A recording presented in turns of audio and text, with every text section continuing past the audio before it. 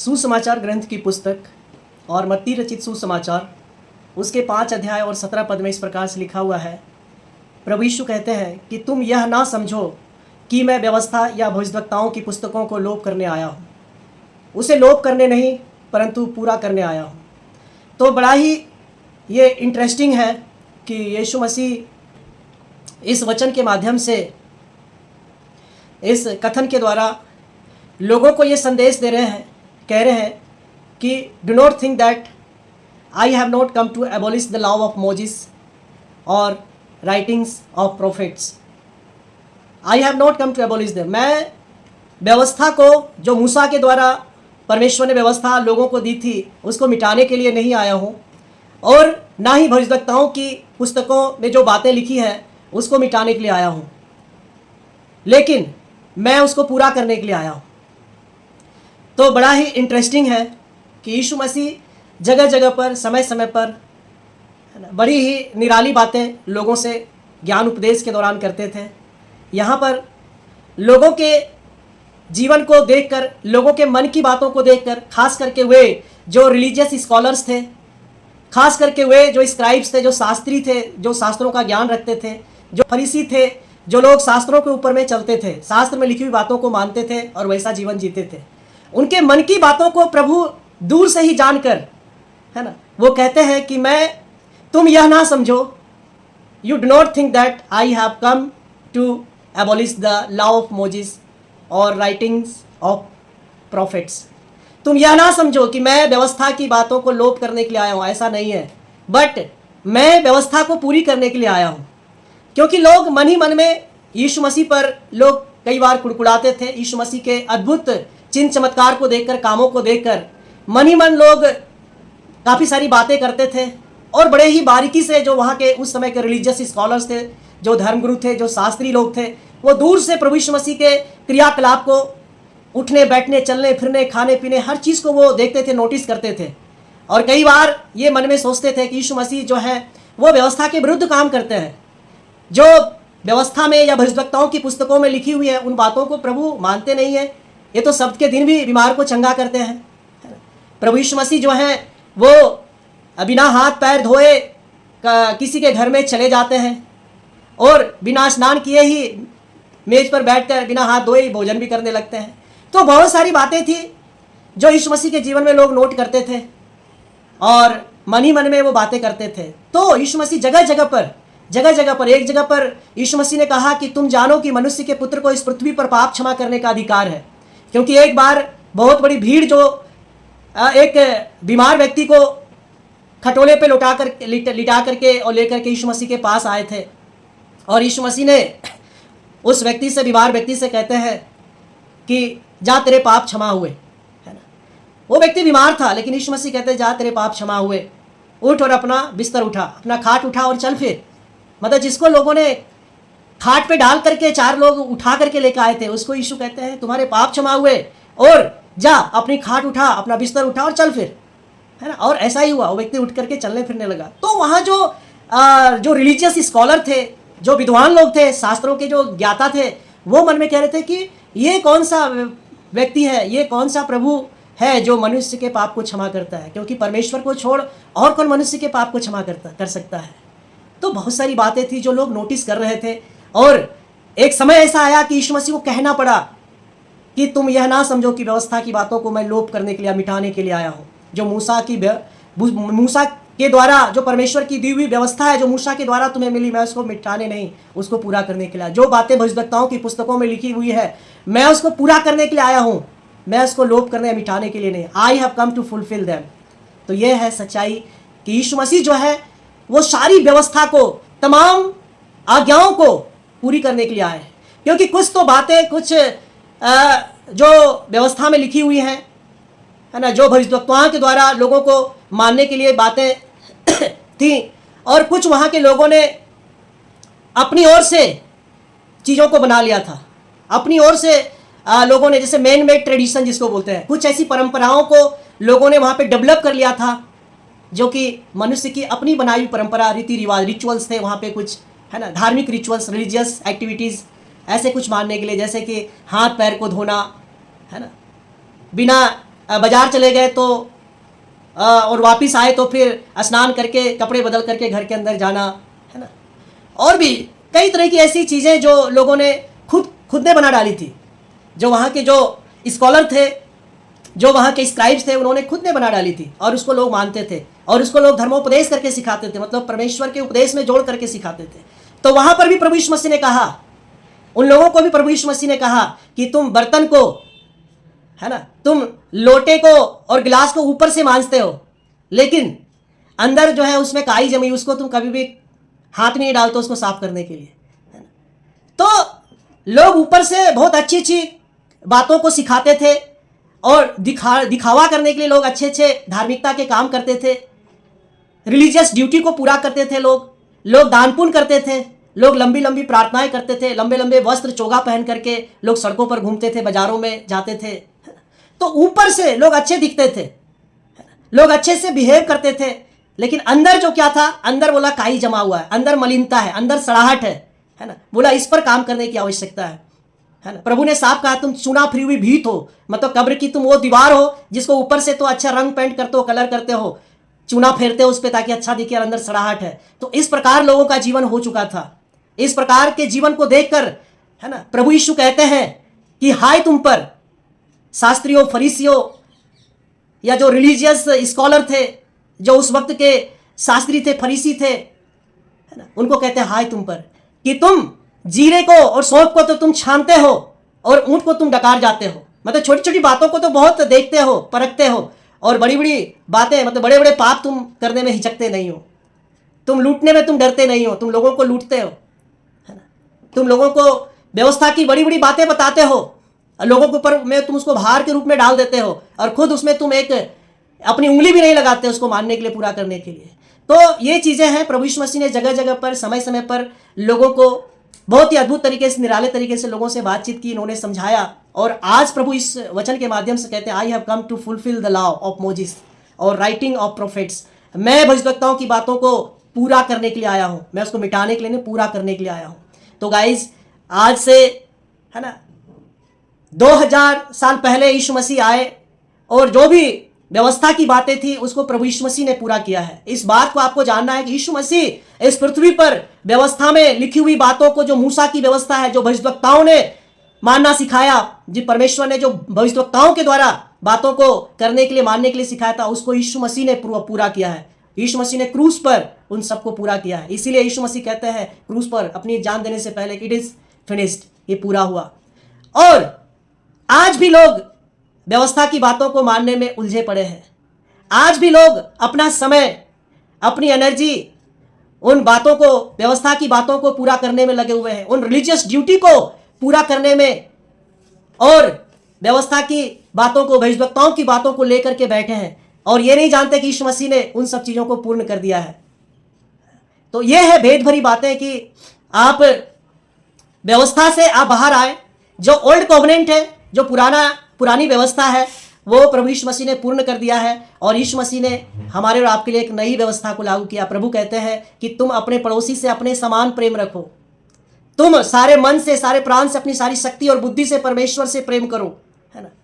तो गाइस आज आपको जांचने की आवश्यकता है। कई लोग हैं जो व्यवस्था या पुरानी बातों को लोग करते हैं। लोग कहेंगे कि शनिवार को आराधना का दिन है, शनिवार को ही आराधना करनी चाहिए, वो शब्द को मानते हैं। तो आज भी वो शब्द में अटके पड़े हैं और यीशु मसीह के कामों पर ध्यान नहीं करते और यीशु मसीह को शब्द के दिन से छोटा ठहराते हैं। तो ये सरासर गलत है, कभी भी ये आशीषित नहीं है।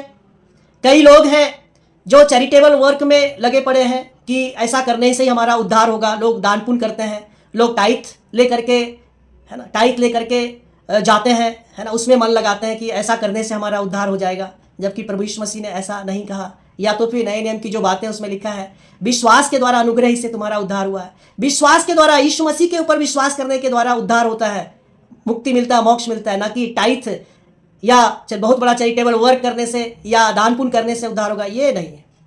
चैरिटेबल वर्क करना चाहिए, अच्छी बात है, ये अच्छे काम हो सकते हैं, बट इसके द्वारा मोक्ष, उद्धार संभव नहीं है। यीशु मसीह के अनुग्रह को हम हासिल कर पाएंगे, है ना। तो कई लोग टाइथ में लगे हैं, कई लोग शब्द के दिन को मानने में लगे हुए हैं। लोग उपवास और प्रार्थना पे जोर देते थे, लोग 40 डेज की उपवास प्रार्थना करते थे, लोग लैंड डेज को मानते थे, और लोग टाइथ ऑफरिंग की बात करते थे, दशमांश को भंडार में लेके आने की बात करते थे। और लोग आज भी इन सब चीज़ों में उलझे हुए हैं जो नए नियम के अकॉर्डिंग नहीं है। ये सब रिलीजियस ड्यूटी पूरा करने का अब हमें आवश्यकता नहीं है।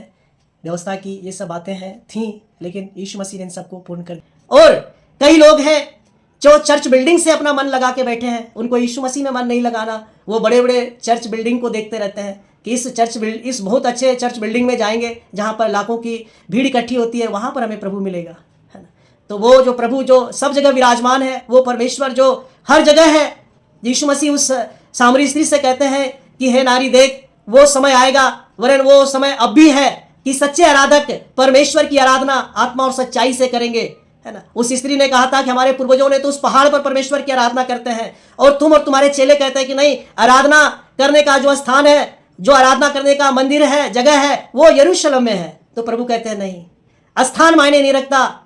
सच्चे आराधक कोई मंदिर मायने नहीं रखता, कोई बिल्डिंग मायने नहीं रखता, कोई पहाड़, कोई विशेष स्थान, या कोई नदियों के तटों पे चले जाएं या जंगलों में जाकर आराधना होगी, ऐसा कोई महत्वपूर्ण नहीं है। महत्वपूर्ण यह है कि परमेश्वर आत्मा है और सच्चे आराधक उसकी आराधना आत्मा सच्चाई से कहीं भी करेंगे। यीशु कहते हैं तू अपने कमरे में, कोठरी में जा, द्वार को बंद कर और उस पिता से प्रार्थना कर, जो गुप्त में है सुनता है, वो तुम्हारी प्रार्थना का उत्तर देगा।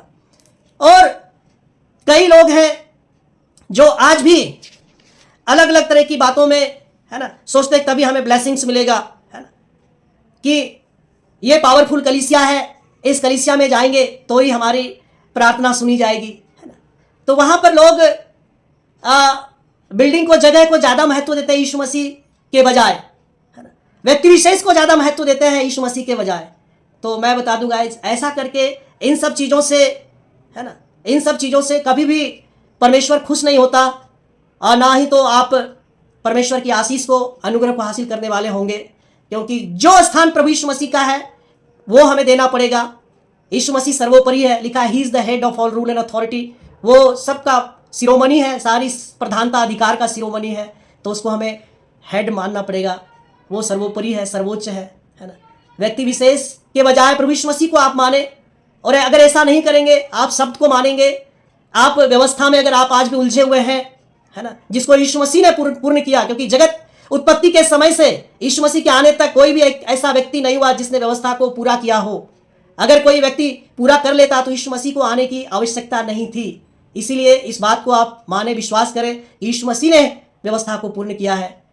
हमारी और आपकी औकात नहीं थी व्यवस्था पूरी करने की। तो व्यवस्था से आप निकले, उन सब व्यवस्था की बातों से आप निकल आए, विश्वास करें कि प्रभु यीशु मसीह ने हमारे लिए सब कुछ पूर्ण किया है। सबकी बातें हों या बिल्डिंग विशेष की बातें, चर्च बिल्डिंग विशेष की बातें हों जो ईंट गारे चोने से बना हुआ है, वहां प्रभु नहीं रहते, है ना। लिखा है तुम परमात्मा के मंदिर हो, तुम्हारी देह परमेश्वर का मंदिर है। आप और हमारा शरीर जो है वो परमेश्वर का मंदिर है। तो इस पे हमें काम करना है ना।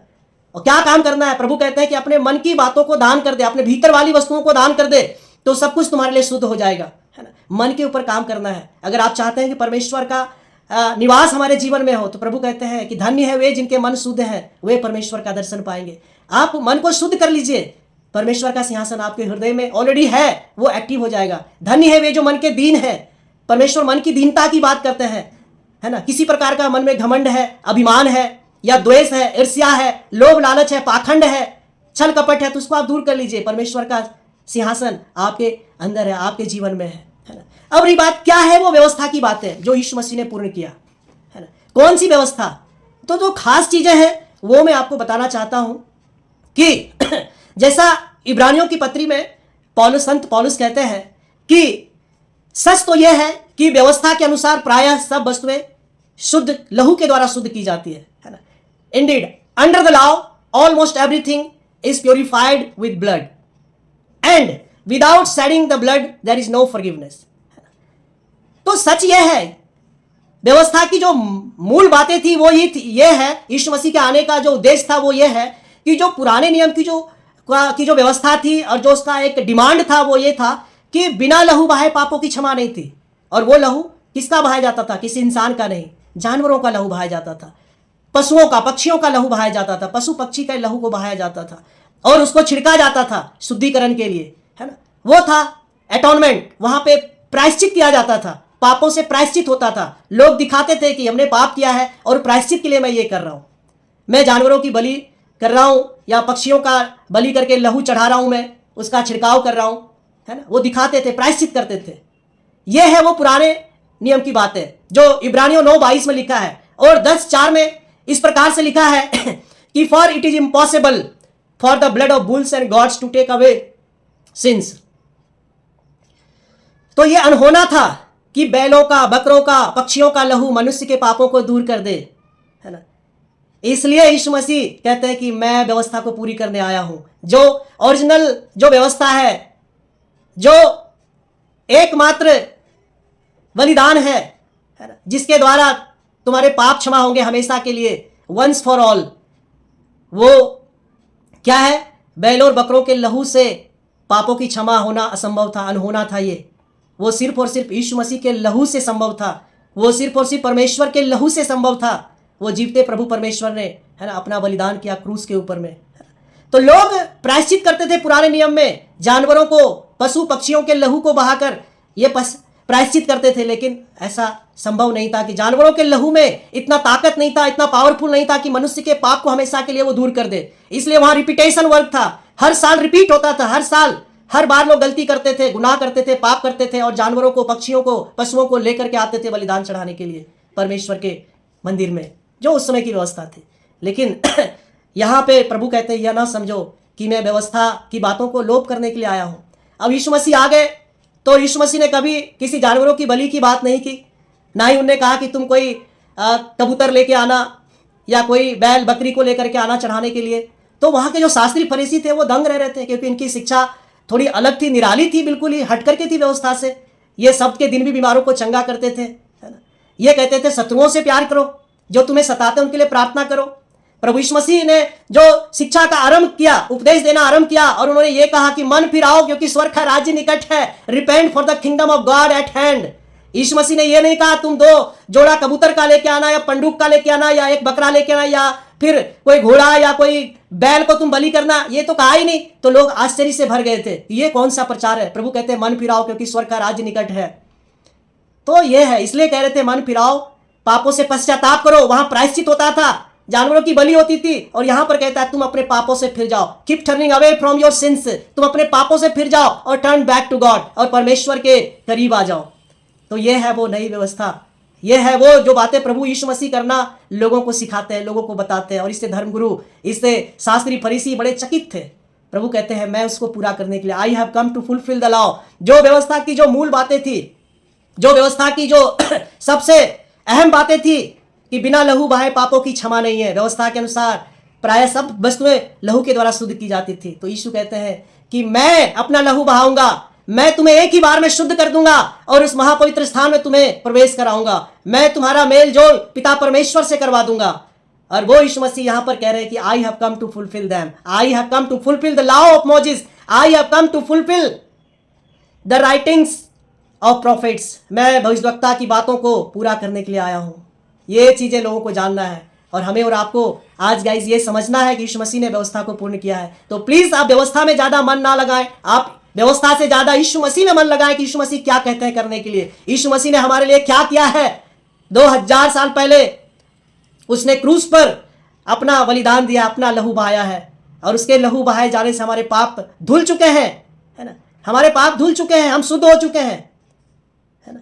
प्रभु ने हमें क्लीन किया है अपने लहू से, पवित्र लहू से। तो अब कोई भी जानवरों की बलि की आवश्यकता नहीं है, किसी और व्यवस्था की बातों को पूरी करने की फॉर्मेलिटी की आवश्यकता नहीं है, बजाय कि हमें उसके बलिदान पर विश्वास करना है, यीशु मसीह के काम पर विश्वास करना है। क्यों?